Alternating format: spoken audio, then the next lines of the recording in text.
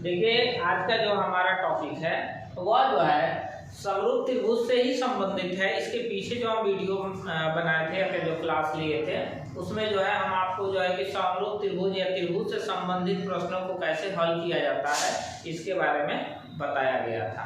आज भी जो हमारा टॉपिक है यह भी त्रिभुजों से संबंधित है। त्रिभुजों से संबंधित न्यूमेरिकल को कैसे सॉल्व किया जाता है, तो आइए हम जानते हैं। एक क्वेश्चन यहाँ पे लिया गया है, इसको कैसे सॉल्व करेंगे। तो देखिए क्वेश्चन में दिया गया है कि दो समरूप त्रिभुजों के क्षेत्रफल क्रमशः 16 सेंटीमीटर स्क्वायर और 24 सेंटीमीटर स्क्वायर हैं तथा पहले त्रिभुज की एक भुजा का वर्ग 12 सेंटीमीटर स्क्वायर है, तो दूसरी भुजा का वर्ग बताइए।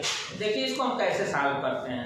तो पहले इनके लिए इस तरह के न्यूमेरिकल सॉल्व करने के लिए जो फार्मूला होता है उसको हम नोट कर लेते हैं। तो यह हो जाएगा पहले त्रिभुज का क्षेत्रफल बटे दूसरे त्रिभुज का क्षेत्रफल इज इक्वल टू पहले त्रिभुज की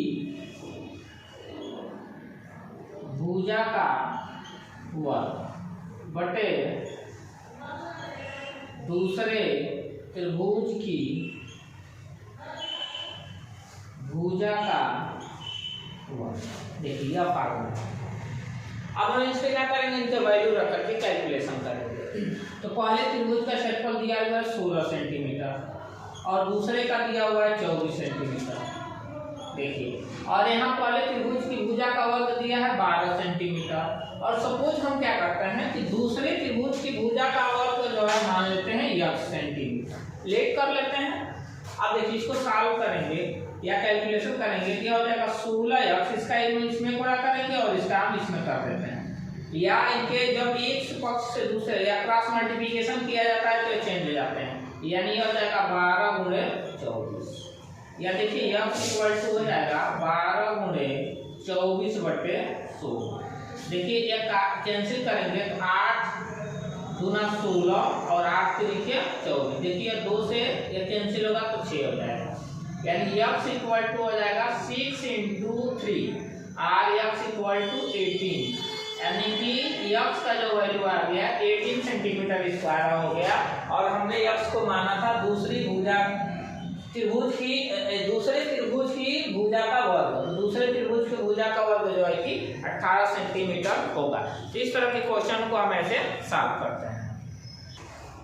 देखिए अगला जो हमारा क्वेश्चन लिया गया है वह दो समरूप त्रिभुज के क्षेत्रफलों का अनुपात 16 संबंधे 25 है। तो संगत भुजाओं या तो त्रिभुज की संगत भुजाओं का अनुपात ज्ञात कीजिए। यानी कि दो समरूप त्रिभुज दिए गए हैं और दोनों त्रिभुजों के जो क्षेत्रफल है उनका जो रेशियो दिया गया है वह दिया गया है 16 संबंधे 25। तो इनके भुजाओं का अनुपात हमसे पूछा जा रहा है। तो देखिए हम पहले दो त्रिभुज ले लेते हैं समरूप, यहाँ से सॉल्व करेंगे। ठीक है, देखिए यह दो त्रिभुज ले लिए हम, दोनों त्रिभुज समरूप त्रिभुज हैं। ठीक है ना। अब देखिए इसका नाम A B C P Q R. देखिए इनके हम नामकरण करते हैं। ठीक है ना। अब हम ये दोनों त्रिभुज जो मान लिए हैं हम क्या करेंगे, अब इनके क्षेत्रफलों का अनुपात दिया हुआ है। तो देखिए हम लिखेंगे त्रिभुज ए बी सी का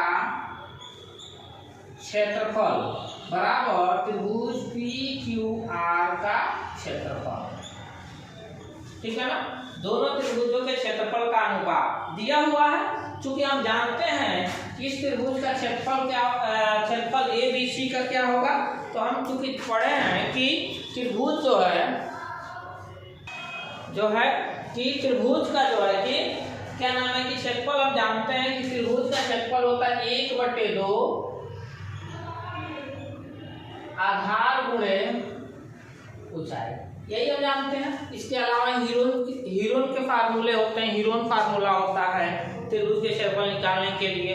और जो है कि कई तरह के जो है कि क्षेत्रफल निकालने के लिए फार्मूले होते हैं, जो इनका बेस जो होता है यही होता है। इस प्रकार से निकाला जाता है अलग अलग सिचुएशनों में।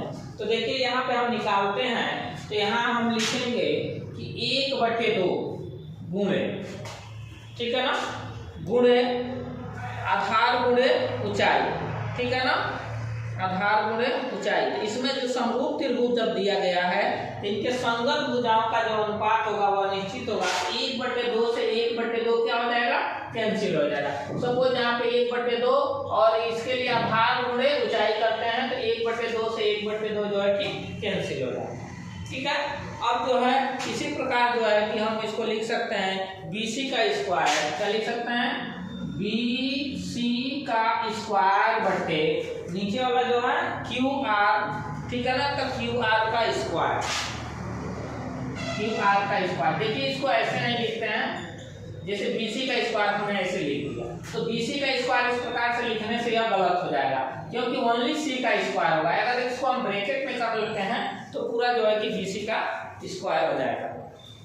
तो देखिए यहाँ पे क्या देखिए दिया हुआ है त्रिभुज ABC का रेशियो, जैसे मान लीजिए कि यहाँ पर दिया है 16 बट्टे जो है यह दिया है 25 इजिकल टू हम BC बटे QR लिख सकते हैं। दोनों का स्क्वायर तो होल का स्क्वायर हो जाएगा, R स्क्वायर तो हम इस पक्ष में आएंगे भेजेंगे तो यह हो जाएगा BC upon QR is equal to in root 16/25। सभी लोगों को पता है कि जब स्क्वायर इस पक्ष से दूसरे पक्ष में भेजा जाता है तो वह रूट में कन्वर्ट हो जाता है, तो रूट में कन्वर्ट हो जाता है, यानी कि हम लिखेंगे BC upon QR is equal to, देखिए इसका हम स्क्वायर रूट अंश का भी और हर का भी, अंश और हर दोनों का स्क्वायर रूट निकालेंगे तो यह हो जाएगा 4/5, ठीक है ना, 4/5। तो BC अपान QR, तो है कि इनके संगत भुजाओं का अनुपात, एक संगत भुजाएं देखिए यह BC और QR ये दोनों क्या है, संगत भुजाएं।